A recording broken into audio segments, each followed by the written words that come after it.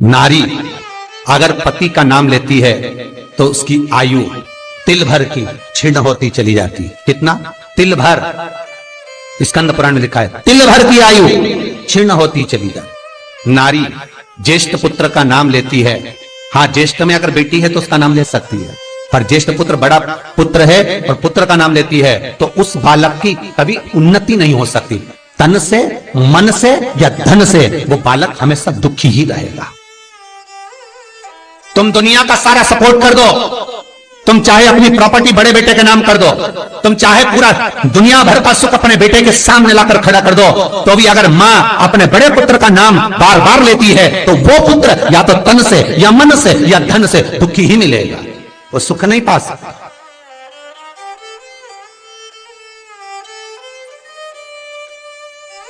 और जिन जिन के घर में बड़ा पुत्र हो और बड़े पुत्र का नाम आप माताएं लेती हो तो उसकी दशा जरूर देख लेना एक बार। हो कथा गलत नहीं कह सकती, स्कंद पुराण कभी गलत नहीं जा सकती। आपके घर में भी अगर बड़ा पुत्र हो और पुत्र का नाम अगर आप ले रहे हो, हाँ ये जरूर है अगर बेटी बड़ी और उसके बाद पुत्र बड़ा है तो वो ज्येष्ठ नहीं माना जाएगा। ध्यान रखना, ज्येष्ठ का मतलब होता है सबसे बड़ा पुत्र, उसके बाद सारे बच्चों का जन्म हुआ। क्योंकि बेटी अगर जन्म ले ली पहले फिर बेटा हुआ तो बेटी ज्येष्ठ कहलाएगी, बेटा नहीं कहलाएगा। अगर पहला ज्येष्ठ पुत्र है तो मां सारी प्रॉपर्टी दे दे, सारा वैभव दे दे, मां सारा दौलत दे दे, मां उसके ऊपर सर्वस्व निछावर कर दे। पर अगर बेटे का नाम माता बार बार लेती है तो उस बेटे की उन्नति तरक्की नहीं हो सकती, उसको जीवन में सुख नहीं मिल सकता, कुछ ना कुछ चीज से वो दुखी रहेगा। चाहे वो बच्चों से रहे, पत्नी से रहे, परिवार से रहे, कुटुंब से रहे, व्यापार में रहे, व्यवसाय में रहे, ऑफिस में रहे, चाहे अपने शरीर से रहे, पर दुख तो उसके भाग्य में थोड़ा लिखा ही रहे। और जो चीज वेद व्यास जी ने वर्णन कर दी महाराज, उसका प्रमाण आप खुद भी अपने घर में देखो कि सही है कि गलत है। जिस जिस घर में बड़ा पुत्र हो और मां उसका नाम बार बार लेती हो, बार बार लेती हो, उस पुत्र की दशा देखिएगा आप।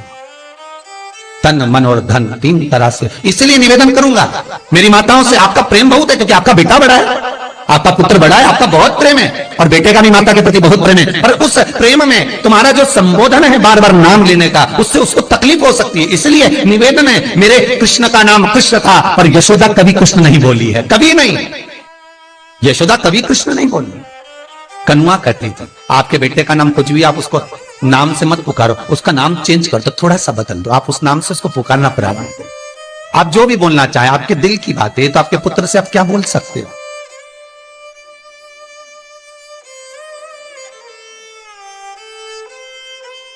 मेरी कौशल्या मैया राम को केवल राम ही कहती थी।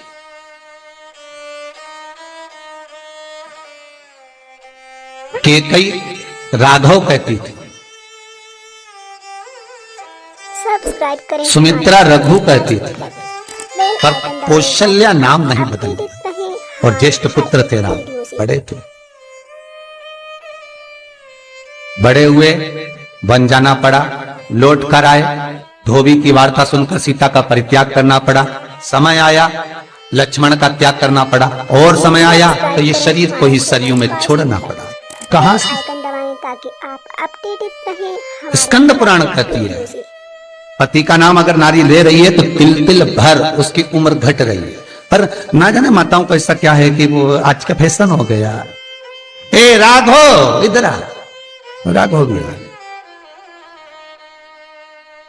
सब्सक्राइब करें हमारा चैनल। नाम लेने में तिल भर की आयु घट गई। आइकन दबाएं ताकि आप अपडेटेड रहें। ज्येष्ठ पुत्र का नाम लेने में उसकी समृद्धि, उसका जो वैभव है, उसका जो सुख है वो घट रहा है।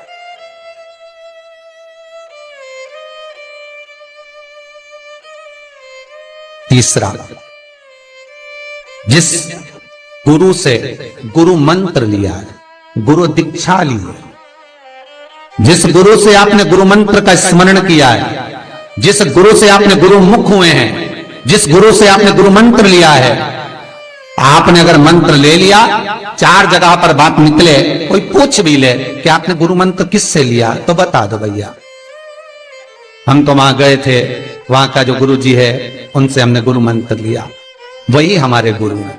नाम का स्मरण ना करते हुए उसकी पहचान बताने का प्रयास करो, वो ऐसे वो वैसे वो वहां रहते, उसका स्मरण। गुरु का नाम लेने से क्या जाता है महाराज? शास्त्र कहता है गुरु जिसने मंत्र दिया उसका नाम मत लो, गुरु ने जो मंत्र दिया उसका नाम लो।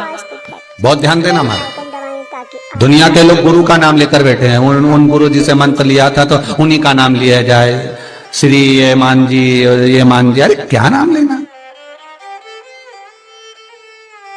क्या नाम ले? हमें गुरु का नाम नहीं याद करना, हमें गुरु मंत्र याद करना। जो गुरु ने मंत्र दिया उसका स्मरण कर। क्या होता है? स्कंद पुराण कहती है जब माला जपने के लिए बैठते हैं तो गुरु का श्री विग्रह तुम्हारे सामने होना चाहिए कि हमने उन गुरु जी से मंत्र लिया है, और गुरु का नाम नहीं।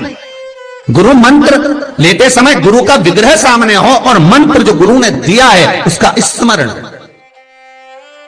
सब्सक्राइब करें, उसका स्मरण। बेल आइकन दबाएं। हम बार बार अगर गुरु के नाम का स्मरण करते हैं, वीडियो से हम बार बार गुरु का नाम लेते हैं, जिस गुरु से मंत्र लिया उसका नाम अगर हम बार बार ले रहे हैं तो हमारे घर में महाराज शांति टिकती नहीं है। थोड़ा सा क्रोध क्लेश थोड़ा बड़ा रहता। अगर तुम्हारे परिवार में तुम्हारे घर में कोई किसी की निंदा करता हो तो कह देना भैया हमको 24 नरक के नरक में नहीं जाना, तू चुपचाप हो जा, बिल्कुल चुप। 94 नरक में से 24 नरक निंदा के, वीडियो से केवल निंदा सुनना। और निंदा करने वाला तो केवल 4 नरक में गिरता है। क्यों 4 नरक में गिरता है? तो पूछा निंदा करने वाले को ज्यादा पाप लगना चाहिए, नहीं उसको कम लगता है। तो कम क्यों लगता है? तो अग्नि पुराण में लिखा कि निंदा करने वाला को 4 नरक का भोग इसलिए भुगताया जाता है क्योंकि जिसकी वो निंदा करता है उसके सारे पाप धोता है। मतलब आप किसी की निंदा कर रहे हो तो उसके पाप धुल रहे हैं। किसके? जिसकी निंदा हो रही है। तो वो निंदा करने वाले को तो भगवान ने इसलिए पैदा करा क्योंकि तू पाप धोएगा, तो इसलिए उसको 4 नरक। और जो सुन रहा है, अरे बोलो तो जम के, उसको 24 नरक। सब्सक्राइब करें हमारा पूरा चैनल, 100% पाप कर्म तुम्हारे होंगे। ताकि आप अपडेट उसको तो कम ही लगा जिसने कर लिया, वीडियो से और जो सुन रहा है उसको ज्यादा लगा। निवेदन करूंगा जिसकी किडनी गड़बड़ हो गई हो, जिसका लीवर गड़बड़ हो गया हो, जिसको डायलिसिस चल रहा हो और छूट नहीं रहा हो, वैकुंठ चतुर्दशी के दिन बेल आइकन दबाएं ताकि आप नदी के घाट पर, नदी तालाब सरोवर कुआं बावड़ी जो हो उसके तट पर 14 दीप लगाकर, पीपल के पत्ते पर शहद डालकर और उसमें एक काली मिर्ची शंकर जी का नाम डालकर बोलकर उसमें चढ़ा दें। उसी पत्ते की काली मिर्ची थोड़ा सा शहद घाट पर डाल दें और उस पत्ते को घर पर लेकर आ जाए। जिसको डॉक्टर ने कह दिया डायलिसिस होगा, किडनी लीवर गड़बड़ हो रहे हैं, वैकुंठ चतुर्दशी के दिन रात्रि को 14 दीप लगाकर जब घाट से आए, जिस व्यक्ति को रोग है बीमारी है उसको वो पत्ते समेत चटा देगा। हमारे हर एक वीडियो से और फिर जाकर आप 8 दिन 10 दिन बाद जांच करवाओ, आपको उसका फल प्राप्त हो जाए। पर विश्वास रखकर, क्योंकि हरि और हर मिलन कोई साधारण नहीं है। वैकुंठ चतुर्दशी का हिंदू धर्म का एक त्योहार जो हमारे भगवान शिव ने निर्मित किया है। शंकर ने जिन वारों को बनाया, त्योहारों को बनाया, तिथियों को बनाया, घड़ी और पल बनाए, शिव महापुराण में सब लिखा है कि एक एक पल, एक एक घड़ी, एक एक तीर्थ का एक एक स्मरण जो करा गया है हमारे यहाँ त्योहारों का, तिथियों का, वारों का, नक्षत्रों का, ये शंकर ने करा। ये कोई सहज नहीं बना,